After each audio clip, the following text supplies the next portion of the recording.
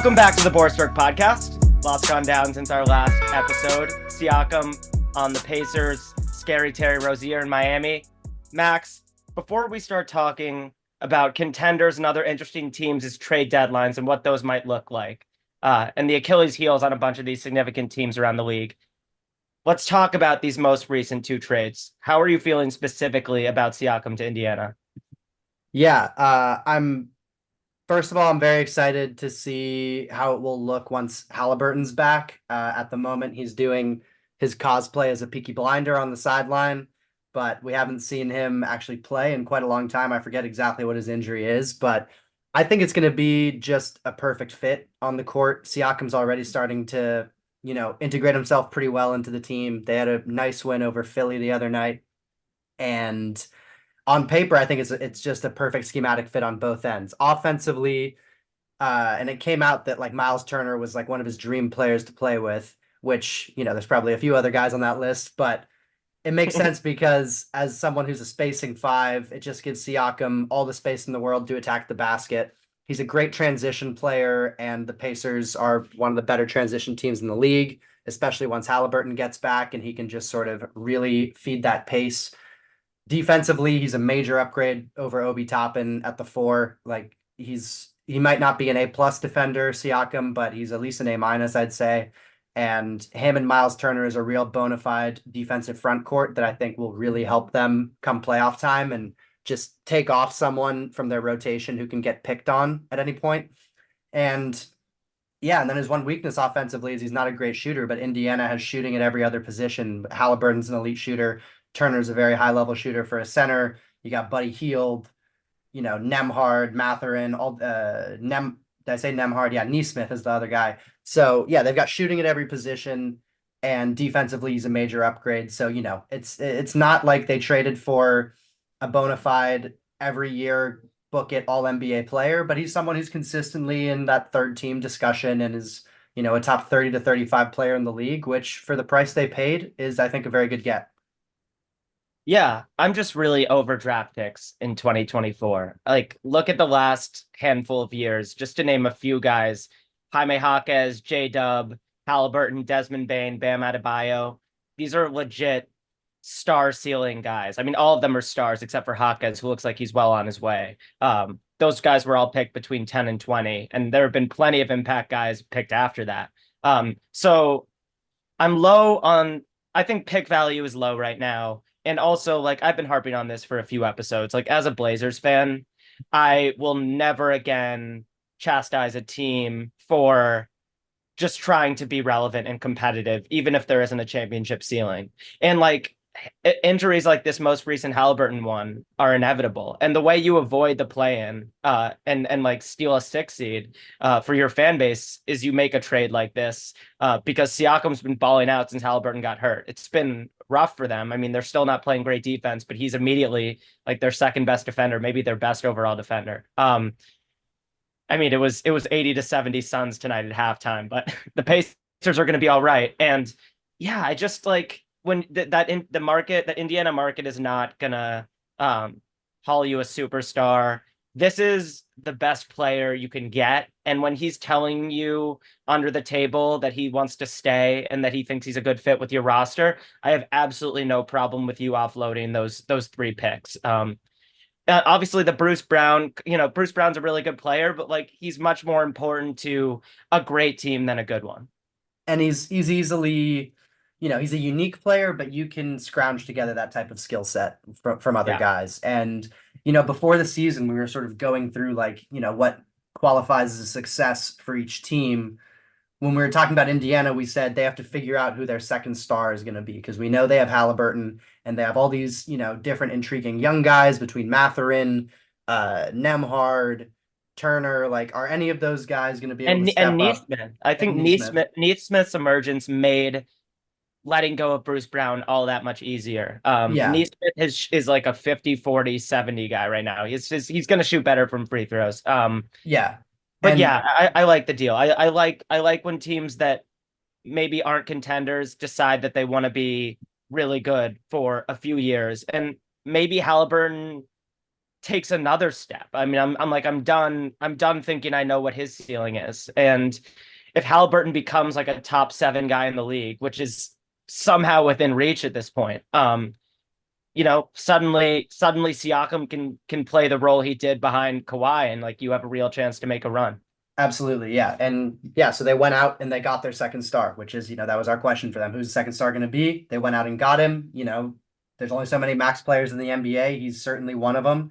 And I think they're pretty set at point guard, power forward, center with the guys that they have. We'll see who steps up in kind of those guard wing positions. If Matherin can be that guy, if it's, a patchwork of Nemhard, Neesmith, if that's good enough, or if they, seek to improve there even more. But yeah, I like the trade. I think it's a good fit. Don't think it changes their destiny all that much this year, but big picture, I like it.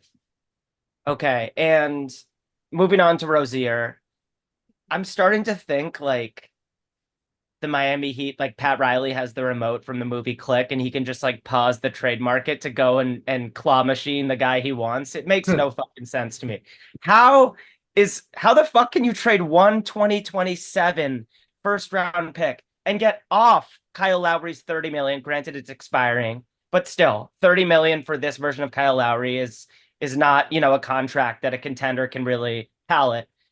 And you get Terry Rozier back, who's at 25 annually for 2 more seasons, expires in 2026, when he's 32 years old. Like, there's nothing wrong with that deal to me. I think that that's a solid deal for a guy who is just a bona fide great 3-point shooter. Gets to the free throw line for his size, kind of like a Schroedery defender. Like we've seen him defend guys his size really well. And just is bound to, his production will fall in Miami because there are fewer shots to go around. But I think he can really contribute to winning there. I don't know how Miami does it. It's the zombie heat all over again. Yeah, I guess the rationale from the Hornets perspective for that deal and taking on Lowry, who I believe is expiring, but Rozier, he's got about 25 million a year guaranteed for the next 2 years, which, isn't crazy for a starting point guard, but I think Charlotte really just wants to clear the books and reset with LaMelo, Brandon Miller, and Mark Yeah. Williams, and create more shot opportunities for Brandon Miller. See exactly what they have there down the stretch of the season. But there's no doubt it's a great get for the Heat. Gives them another element of shot creation, which as they got further and further in the playoffs last year, just Jimmy had to carry a really heavy load, and he's had to do that in each of Yeah. the last several playoffs, and he's shown he can do it. But Rozier helps. I'm Yeah. curious to see because he hasn't been in real high leverage basketball situations since I think that Cleveland run that run against Cleveland in 2018 when he was on the Celtics. Pretty sure he went to Charlotte the year after, and he hasn't really seen important basketball since then. So I'm curious to see if he can recapture some of that magic he had in that playoff run. But yeah, it's no doubt a good move for the Heat, and I'm curious to see what they look like when they're full strength again. Yeah, Miami, the 7 seed right now, and this is like a let's get out of the play-in type deal. Because Miami has looked really strong for various spurts this year, but they've been lacking the lead guard, and it's just not Tyler Harrow's natural role. Like he is a scorer through and through, and Terry Rozier isn't a pure point guard, but I just think when you cobble together enough sort of half point guards, it just makes all the difference. And I love having Kyle Lowry in the locker room, but like for 30 million, it just you can't make it back to the finals with that contract, I don't think. Yeah. All right. And we're going to talk about the last thing on Rozier. We're going to talk about some of the most intriguing trade deadlines right now, but I just don't understand how there was no more competition for him in the market. Like I value Rozier well above D'Angelo Russell, who's obviously been shooting the lights out and producing like a highlight reel of the last few weeks. I don't understand how the Lakers couldn't like drop a pick and one of these contracts and go get Rozier and at least produce a better offer than Miami was able to do. But yeah, do you have any thoughts on that? Yeah, I mean, I'm not convinced the gap between Russell and Rozier is huge. Maybe it's just because I haven't seen Rozier in meaningful games in a really long time. Also, side note, I'm looking at my phone and Luke has 67 points right now. But Jesus Christ, dude, what's going on? I think Embiid broke the point barrier or something. but yeah, I am a little surprised that there wasn't a little bit more of a bidding war for Rozier. Yeah, 67, 9, and 6 for Luca. 23 of 31 from the field. Offense has gotten out of control. Jesus Christ. But yeah, I agree. Like, the Lakers maybe could have sniffed around there. It seems like they're trying to make a little bit of a bigger swing, but yeah. Okay. All right. Fair enough. Let's get into it. I put down some trade deadline thoughts for 15 teams. Probably half of them are legitimate contenders, depending on who you ask. But is it cool if we just go in standings order, starting in the East? Sounds good. All right. So let's start with Boston, who I've been trying to say is not the biggest threat to win a title this year. It's starting to get hard to argue against that, but like for me, it's all just like psychological Tatum hate. And yeah, like the statistics are stupid right now. Like this is by far the best regular season team. The Nuggets have too many off nights. They kind of have the regular season post championship coma. The Knicks embarrassed them yesterday in MSG. I know that you are buzzing right now. That's like an organic zin in your mouth at all times. But Boston, I just wrote, they're kind of set in stone here. There's been so much Jaylen Brown potential trade talk over the last couple of years, but I think he's so important to that fan base and like so deeply embedded in that core at this point that like they're not going to trade Jaylen Brown, and I wouldn't advise them to. Let's see one more playoff run where Jaylen Brown like actually has the Hansel one arm basketball style. So yeah, you might have to edit that one out. For Boston, I just wrote maybe one shooter. Okay. For when Drew and Jalen inevitably are cold or off rhythm in a playoff series. The Boston strikes me as a team that could, whether it takes a pick or one of their less relevant role guys to go get a guy like Luke Kennard from Memphis.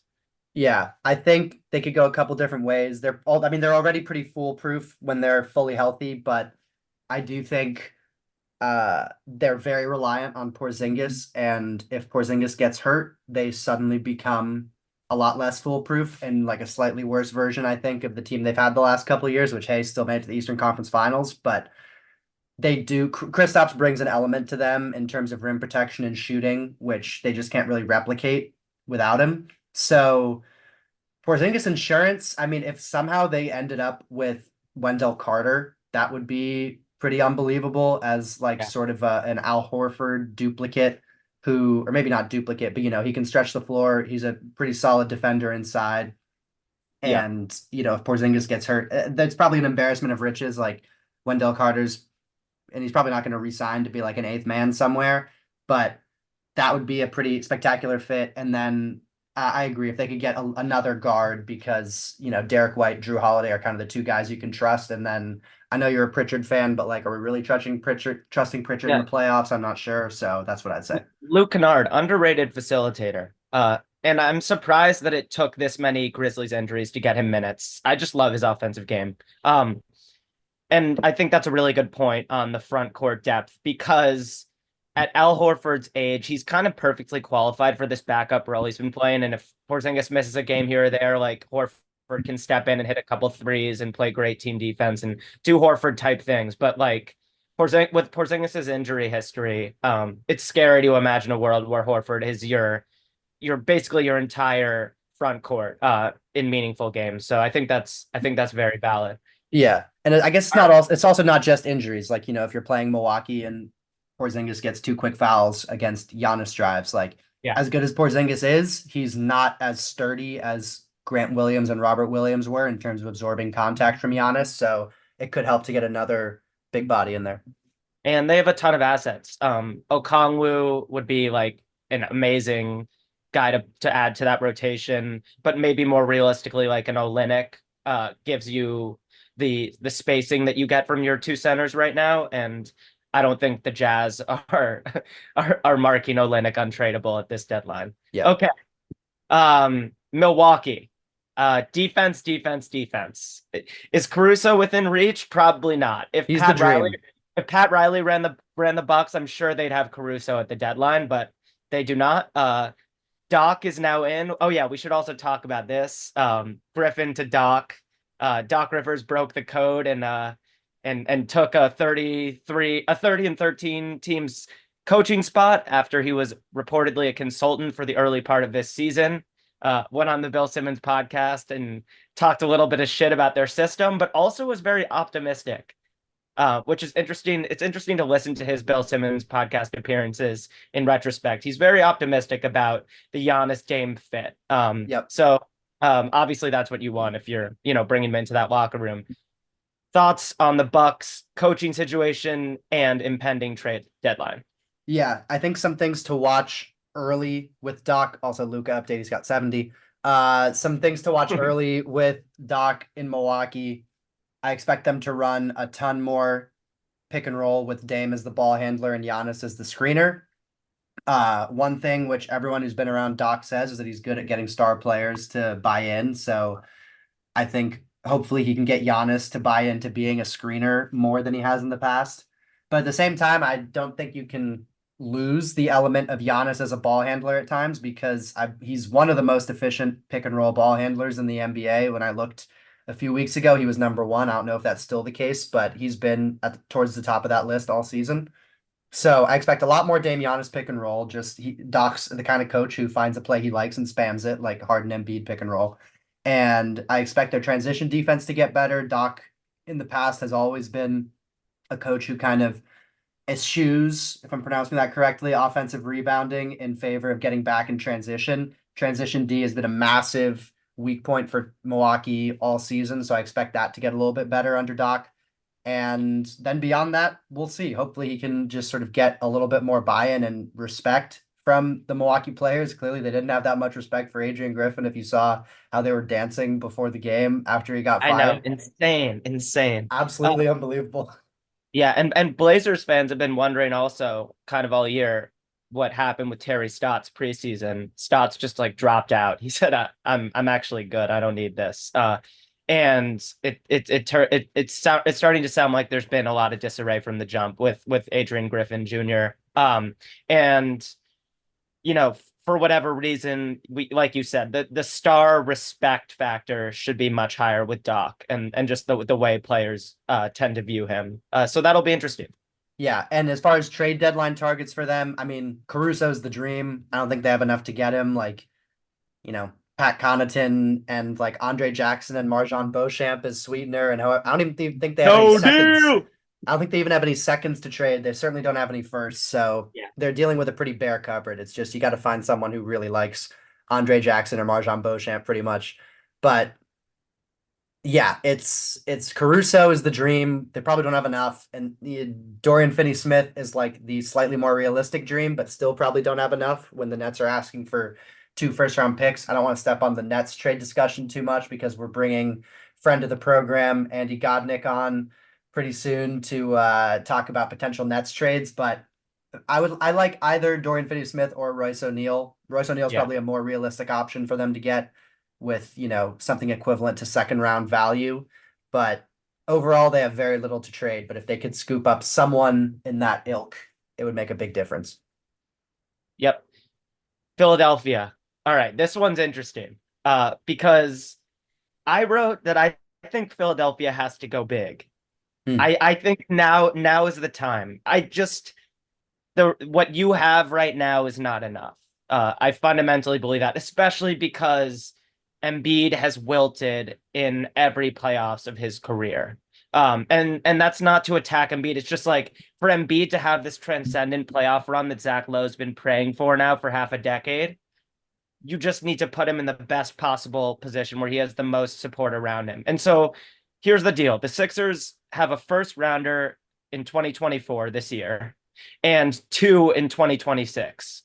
And obviously they have like future picks down the road. There's picks they've accrued from trades. But 3 in the next 3 years. I think you need to make a real splash. I'm talking like a deal that hasn't even been rumored. Like go get a guy like Keldon Johnson from the Spurs, get Kuzma from the Wizards, or Denny Avdia, my favorite latent future championship role player. Bojan Bogdanovic is probably too old. Like I don't want to bring a 35-year-old in to be like our wing scorer. But my point is just you have these 3 first-round picks. You don't really have player assets that you can trade. I like Tobias Harris. I mean, like to get a really good player, if you're not offloading a lot of those picks, like Tobias kind of has to be included. But I think that Tobias is probably more valuable to Philadelphia than he is to most other teams at this point with the chemistry they've built up, and like he's a good 3-and-D player with a really deep offensive bag in very specific pockets. He can get a good shot for you. So yeah, use your picks and go get a wing. Beef up your wings because this team could make a deep run, but the way it is, the way that it's built right now, I don't see it. Yeah, I think if we're talking that caliber of player, I mean, I think this is a very good Bruce Brown team. Um, they have the salaries to match, like whether it's Marcus Morris or someone like that. And I think Bruce Brown is on the level of sort of those players you were saying, whether it's Kuzma or other people. I guess Jeremy Grant's another option from Portland. He's been playing really well for Portland recently and is a Please. but as a very big contract going forward, and it seems like the Sixers want to prioritize having some cap space the next summer. So Bruce Brown, he can be he's a team option, and I think he fits in perfectly. He'd be in their closing lineup, like it'd be Maxey, Harris, Embiid, and then pick two of Batum, Bruce Brown, Melton. Uh, Dude, it's just not enough though. Like I just think you got to be deeper than that. I think if like I think Tobias Harris needs to be like tied for your number 3 guy or your number 4 guy. And like that's where this team will be strong enough to hang with the best of the best in the playoffs. Um Embiid is gonna get banged in the eye again. He's gonna land on his elbow. He's gonna land on someone's foot. Tyrese Maxey is gonna have a 5 for 17 game. And like you just need more potential 20 burgers is what I'm trying to say. I think I love D'Anthony Melton, but expecting like Melton, Batum, and Bruce Brown to be your 4 through 6, I don't think it's enough. And I'm not a Kelly Oubre guy. yeah, I mean, I don't think, unfortunately, I don't think that guy's on the market really, but like, I don't think there's that much of a difference between Bruce Brown and Bojan Bogdanovic. I mean, I'm pretty low on Bojan Bogdanovic. Yeah. Having, Yeah, yeah. You saw a bad game in person. but every time I watch him, he's just like one of the most tunnel vision scorers I've ever seen. Which like usually Europeans are not to generalize, but usually the Euros are very good at fitting into the team concept and like they can Yeah. score, but the passing chops are there. Bogdanovic is one of the like worst passers and least frequent passers I've ever seen. Yeah. So One of the challenges also for these great teams right now is like, what do we make of this really talented shooter on the Detroit Pistons playing in a bizarre situation where they just like are dying for anyone to put the ball in the basket. But yeah, I hear you there. I my point is just that if I were Daryl Morey, and I'm sure he is because it's Daryl Morey, like just dig everywhere for a potential wing that we don't even know is on the market. yeah. Because I fundamentally believe this team doesn't have enough as constituted right now. All right, your New York Knicks. I Woo! I just wrote trade Julius Randle. Uh, Yeah. which I know it sounds crazy. Before I let you go, I'm just gonna say, yes, I will always believe that this team is even better without Julius. DeJounte Murray is a name that's been linked to the Knicks. I don't think many people picture that as a Randall swap, but I don't see really how else it could realistically happen. And like the Hawks need to mix things up too. It doesn't seem like Trae Young and DeJounte Murray are great friends at this juncture. Yeah, I want Julius Randle's ego and emotional the emotional ups and downs out of the picture. And that is why I wouldn't trade him for DeJounte. I'm not the biggest DeJounte guy, but how's this? Marcus Smart. No, He's got to be one of Tibbs's favorite players in the league. probably, but he's. I'll get to the Julius Randle piece, but the Marcus Smart piece, he's Sorry, like I really killed your flow with that. we have. He's just it's similar to people saying that the Knicks should trade for Bruce Brown. I just don't really get it because they already have so many guys who kind of do that thing and the things that those guys do in terms of being hard-nosed defenders and like kind of sketchy shooters. Um, except for DiVincenzo, who is a very good shooter. But then like Josh Hart, Bruce Brown, Marcus Smart, they're all very similar types of players, and you can't play all these guys at the same time. And I like Quentin Grimes, although it seems like they're hell bent on trading him. As far He's and done. so, yeah, I know it sucks. I love Quentin Grimes. Someone's getting a good 3-and-D role player. But yeah, no, I would not. I think Julius Randle's better than DeJounte Murray. I don't think that's like particularly controversial. Um, I didn't think that before this season, but I do think Julius Randle's fundamentally changed the way that he plays this year. Somehow for the fourth time in 4 years, he seems to fundamentally change the way he plays every Yeah. season and has still managed to get what will probably be 3 All-Star appearances and who knows about All NBA. Probably not All NBA, but 3 All-Star appearances out of it. Um, yeah, no, Julius has been incredible. I think this team, especially in the regular season, needs him. Otherwise, there's just so much onus on Brunson, who is wonderful, fantastic. I love him more than I've ever loved any Knicks player by a pretty wide margin, aside from 2 weeks of Jeremy Lin. And but aside from that, Julius Randle just is providing a ton on offense. His energy is really good right now. I know he can be a roller coaster at times, but right now things are very good, and it would just absolutely send the wrong message to trade him. And I do think the Yeah. way he's playing is much more sustainable. Like he's leaning into trying to, be like a Zion and just Yeah. score around the basket as much as possible, use his physical tools as much as he can, or be like Zach Randolph, which is always how I've kind of wanted him to play a little bit more like that. And he's dialed down the jumpers. Everything he's shooting is much more efficient. He's being way more efficient than he has, I think, ever in his time as a Knick.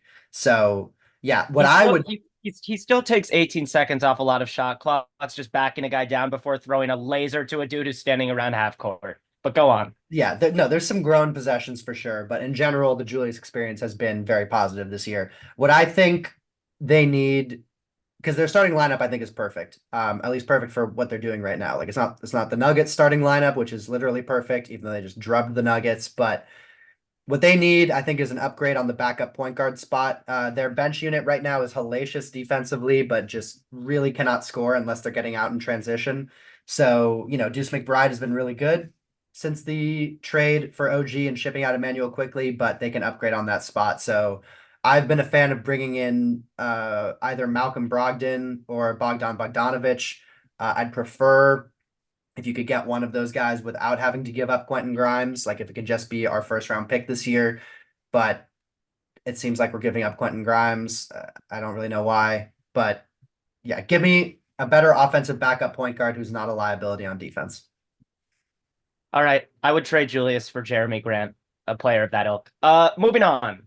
Cleveland, my favorite dark horse team that I thought was probably just dead in the water due to injuries. Somehow Donovan Mitchell is going crazy again, and with Darius Garland and Mobley out, they've just won a lot of games and are back in the picture. And making me wonder, like, what will this team look like if they can actually get healthy in time for the most important games? Uh, I wrote for the Cleveland, like they're kind of set in stone. They made the Strus deal. Sam Merrill's shooting the lights out. They've been getting some decent Karis LeVert minutes here and there. There's not really much they can do. I think Cleveland would have been an insane Anunoby fit if they could have pulled that off. But Yeah. the Knicks made their amazing trade deadline deal weeks before the deadline, so kudos to them. Is Brucey B viable in Cleveland, do you think, or is that too many non-great shooters? I think so. I think yeah. Weirdly, Darius Garland's a lower volume 3-point shooter than I thought he'd be at this point. Yeah. But good shooter. I don't know. I think Bruce Brown can play on 30 teams, so I'm inclined to just say yes. Yeah. All right, Miami Heat. This one's interesting. They just made the Rozier deal.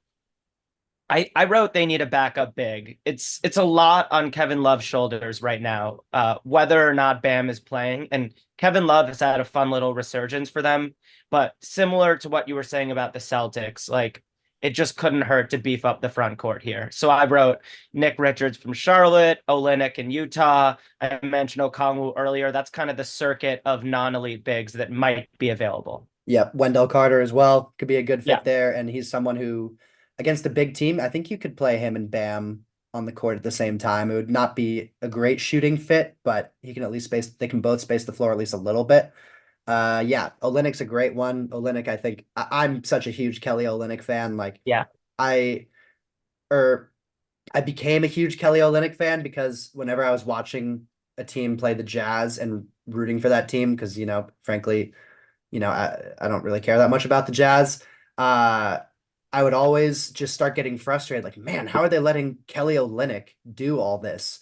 And then yeah, I just kept realizing every time I watched, like, no, this is just what he does. Like, he gets people off the floor on pump fakes. He drives way more than you think he can. He takes charges. He hits big threes. We've seen him perform in the playoffs, like in that game 7, the Kelly Olynyk game when he was in Boston. I'm pretty sure he yeah. played in Miami at one point too. So I can see that for sure. And he's in that Isaiah Joe class of guys that can truly come in cold and make a massive impact in 17 minutes. Kelly Olynyk, I've been streaming him as my fantasy center on and off, and like the dude will just play 16 minutes and get you 9, 4, and 5. He's a does shit kind of dude. Yeah. As you like to say. All right. Moving westward, we get to somehow the highest team in the standings in the West. Number one. I don't know why I said it like that. Minnesota Timberwolves.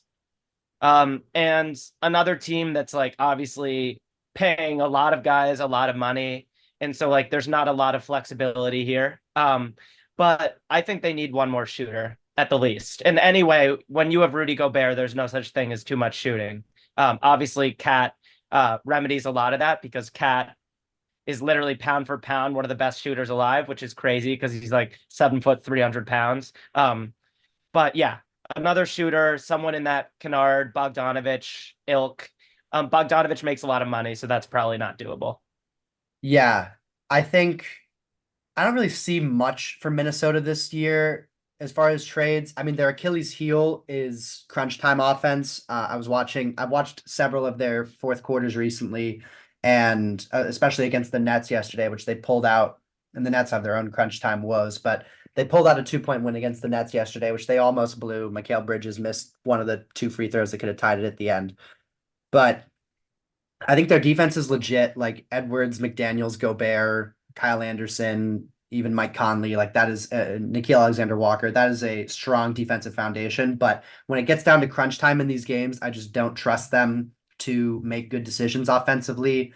Edwards still hasn't dialed in the sort of shot selection piece of being like a truly transcendent offensive player. I don't know if he ever will necessarily. I'm not sure if he's wired that way, but at least him getting better on defense gets him closer to being that kind of two-way superstar.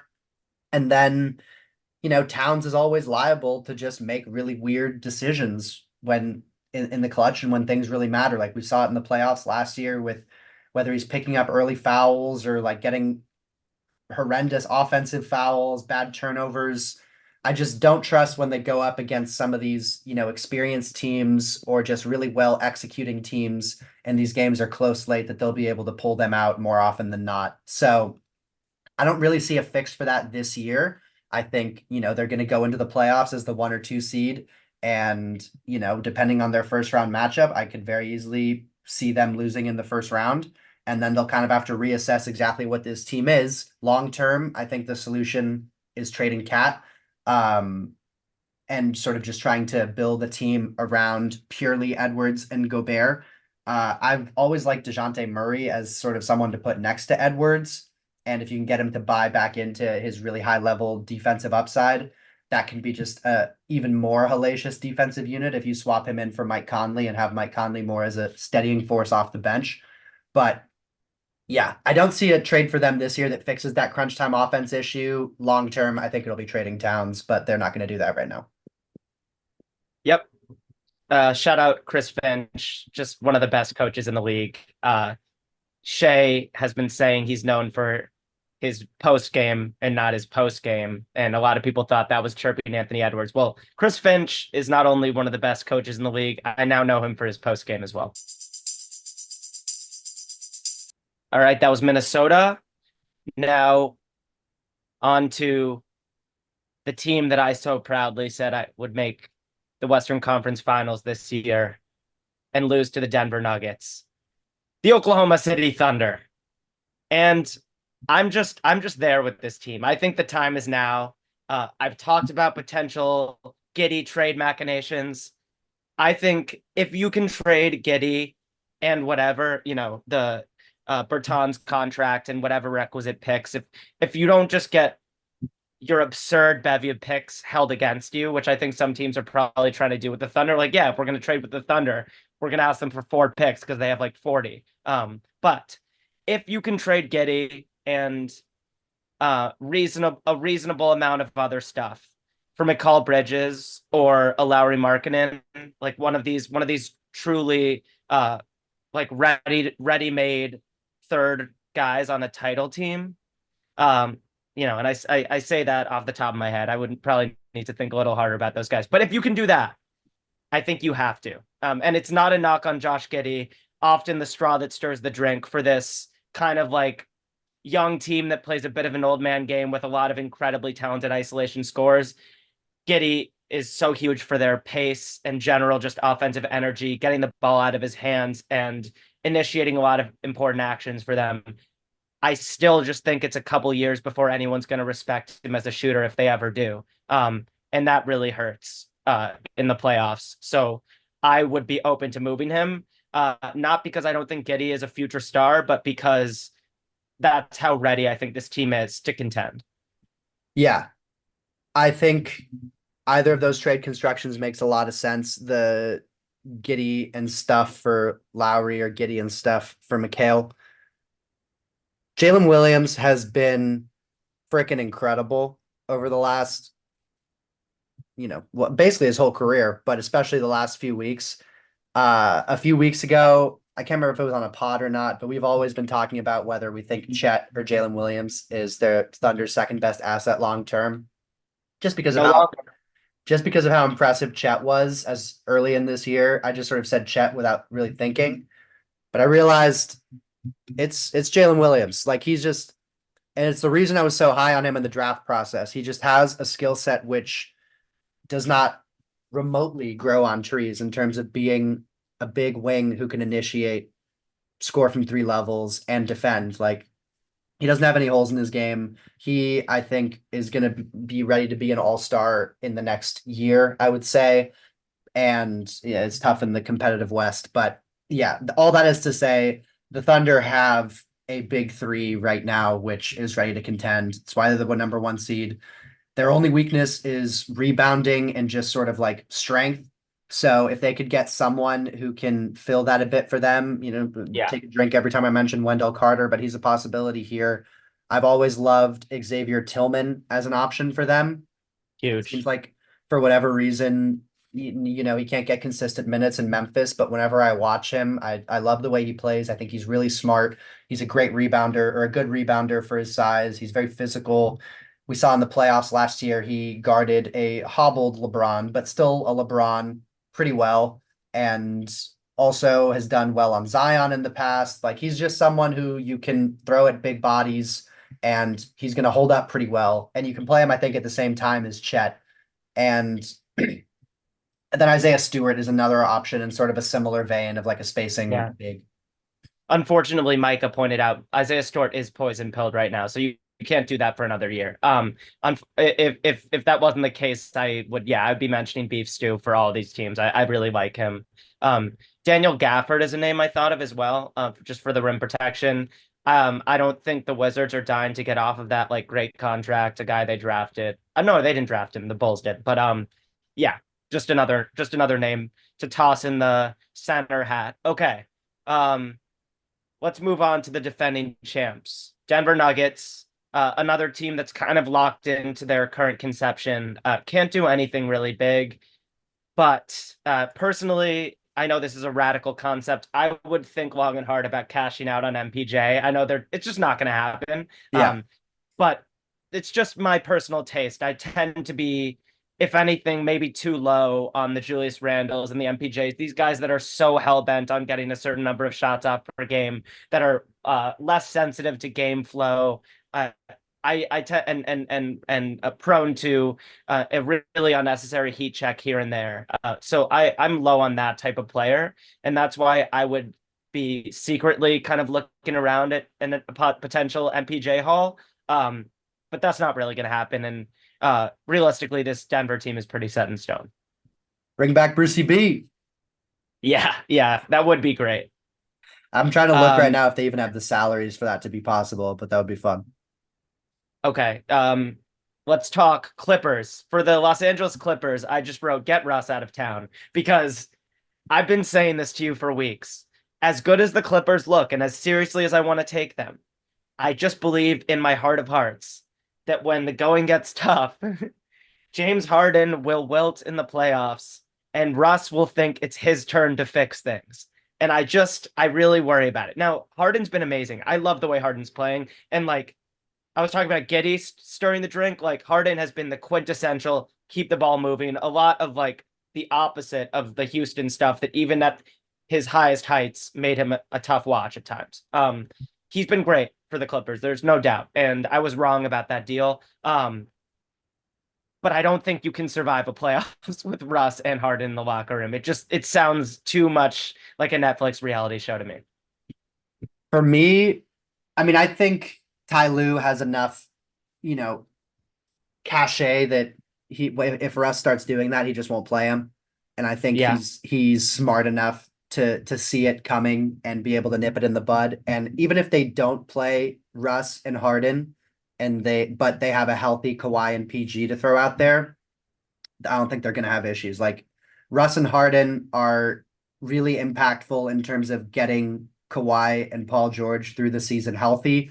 And then once you get to the playoffs, you just sort of take what you can get from them, and you're really going to rely on Harden and PG, on Kawhi and PG to do the heavy lifting, and just sort of hope that Harden and or Russ can win you a playoff game here or there. I think for them, I mean, Zubac has been really good, but I think their weakness is probably interior defense still. And if they could somehow, they probably don't have the assets to make this happen, but if they could somehow get Nick Claxton, I yeah, think I knew that was coming. I think that would be just a perfect fit for them because I mean he's one of the most switchable big men in the entire NBA. Like it's probably goes Bam Adebayo and then Nick Claxton if we're just talking centers, obviously not thinking of Giannis. Oh, Anthony Davis as well. But Claxton's up in that class as a switchable guy. He doesn't have quite the beef to be able to bang with someone like Jokic, but Yeah, that's where someone like Zubac and Mason Plumlee come in. But for all these other matchups, I mean, if you throw out Kawhi, PG, uh, Harden, Harden, Claxton, and whoever else you want out there, whether it's Powell Powell. or Covington, no, Covington's in Philly now, but whoever they have from their bevy of wings, that is a team that can Great switch man. one to yeah, Terrence, sorry. Terrence Mann, that's the guy.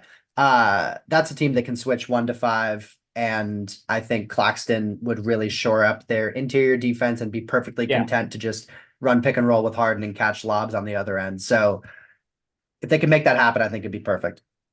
I'd be really interested to see what Claxton looks like as a very clear role player around like Hall of Fame vets because I've been kind of judgmental of Claxton. He's very emotional. Like he got ejected from an elimination game last year, really for no reason, versus Embiid.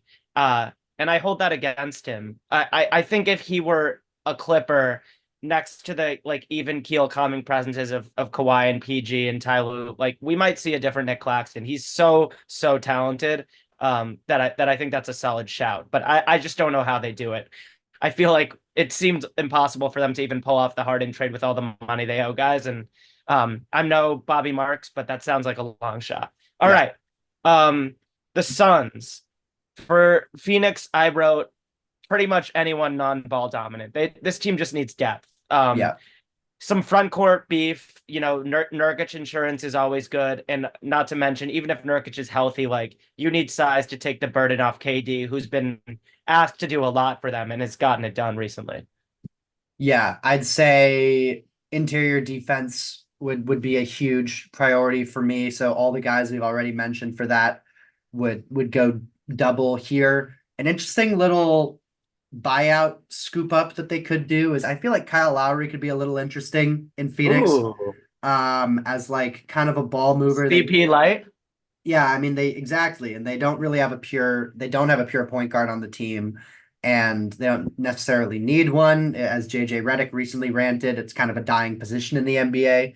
But there's times where it's still very useful to have someone who can go out there and just kind of organize things, hit an open three, and when things are starting to devolve, make sure that they don't. So if Kyle Lowry does get bought out and he's got his pick of places to go to, I think Phoenix could be an interesting option there. And beyond that, yeah, interior defense, wing depth. I guess I was seeing some rumors that they might be strongly going after Miles Bridges, which is a little kind of like, don't really know exactly what to say about that. Like, he's a very good basketball player. He probably shouldn't be playing basketball right now, but with his legal situation, but it'd certainly make them better if they got him. But yeah. Yeah. Draymond in Phoenix could never happen, but it's fun to just think of crazy Draymond trades because Draymond in another jersey is such a fascinating image. Like I've thought of like I've tried to make like a Draymond to OKC type thing work. It just isn't possible. And the Warriors are going to keep him. It actually seems like Draymond is in a really good place, and maybe things are just going to be fine there. Okay. The LA Lakers. Uh, LeBron James's basketball team. Yep. I wrote the first thing I wrote is don't trade Reeves. I don't understand why Reeves is suddenly in all of these potential trades. I'm a tiny bit lower on Reeves than I was a couple months ago because I feel like he's been exposed as a little slow-footed on defense. I've seen a lot of quick guards get by him in ways that I didn't really expect to see. I respected him more as a perimeter defender last year. So there's been a little bit of that, but I just let me put it this way: like for his contract, Reeves is better than Levine, and I think Reeves is better than DeJounte straight up. Yeah. So like it doesn't make sense to me if you're going to be trading Levine. Like I think like you better be getting back like an all-star. And I mentioned before, like the Cavs should have gone for Anunoby. I think the Lakers should have gone for Rozier. I don't understand how they couldn't at least have pushed Miami to give up more to get Terry. Yeah. Lakers have just had such a weird season. Like, I was looking this up today because after they made all their trades last year and they were rolling out the lineup of D'Lo, Reeves, LeBron, Jared Vanderbilt, and Anthony Davis, and that lineup was like something plus 20, plus 26 or something per 100 possessions when it played last year. And it like vaulted them to, into the playoffs basically. And this year that lineup has played 11 minutes together. And I just don't really understand Yeah. it. In those 11 minutes, they're plus 26 or plus 29. I can't remember, but it's one of those two. But it's 11 minutes. Like, it doesn't really mean anything. But I just don't understand why they're not playing that lineup. And Vanderbilt, I think, really brings something to them. And yeah, he gets exposed in the playoffs, but I think he should be playing way more than he is, unless it's an injury thing. And yeah, the one thing that does give me a little concern with them is the LeBron Davis Reeves trio, I believe, is negative on the season. And that was a fairly positive lineup last year. So yeah, I mean, they need guys who can both play defense and hit threes because currently they have guys like Cam Reddish and Jared Vanderbilt who are very solid defenders this season, but non-shooters for the most part. And then you have guys like Torian Prince and Rui Hachimura who are more dangerous from three, but not all that dangerous on defense. So once again, Dorian Finney-Smith, Royce O'Neal, those sorts of guys would be very important for them if they can't get their hands on a Yeah. better shot creator like DeJounte or Zach LaVine. But I mean, I think this team, they just have to put together a few months of effort, and just sort of smart rotation choices. And I think they're a playoff team. And then once you get in with Anthony Davis and LeBron James, you can beat a lot of teams. But it just seems like that's just not in the DNA of this team at the moment. So maybe they need a shakeup just to actually be able to do that. And by the way, if I was another team, this is me off my personal 2023 draft board. I would be trying to steal Jalen Hood-Schifino and Maxwell Lewis from them because it seems both of their values are at Yeah. an all-time low. Lakers Twitter hates Jalen Hood-Schifino because he's gotten into like 2 games and bricked some jumpers in both of them. But if I was another team, I would be trying to steal both of those guys as like throw-ins to trades. But yeah, overall, they just need guys who can both hit threes and play defense, which they've basically been searching for since they won the title. I'm glad DraftKings didn't let me bet that Adrian Griffin would last longer than Darvin Ham because I definitely would have put money on that. Agree on the Lakers and another team the last team I had another team that needs more 3 and D because it feels like it's a lot of 3 or D right now is the Dallas Mavericks. And we're just mentioning them. I was going to mention them before Luka dropped 70 tonight, but now I'm especially glad we're mentioning them. It just feels like, you've got defense from guys like Josh Green or Derek Jones, who's actually shot well this year, but I just don't trust his 3-point shot in the playoffs. Or you got shooting from guys like Jaden Hardy or Tim Hardaway or Seth Curry. And they need the old 3 and D guys back. They need their DFS action. For this team to go really far, I just think, yeah, a lot would need to be done.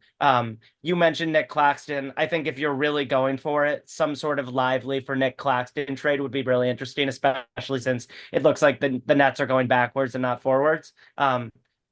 Nick Claxton, for a lot of the things you mentioned with the Clippers, would also be an incredible fit with another one of the league's best lob threats, not James Harden, but Luka Doncic. Yeah, that could be a really interesting fit, but also probably unlikely because Lively is like an incredible intangibles guy. The Mavs seem to love him, and there's always the chance that Claxton doesn't love the fit and walks for more money or whatever. Yeah, Lively is probably the best thing they have going for them in terms of long-term convincing Luca that they have a good infrastructure in place.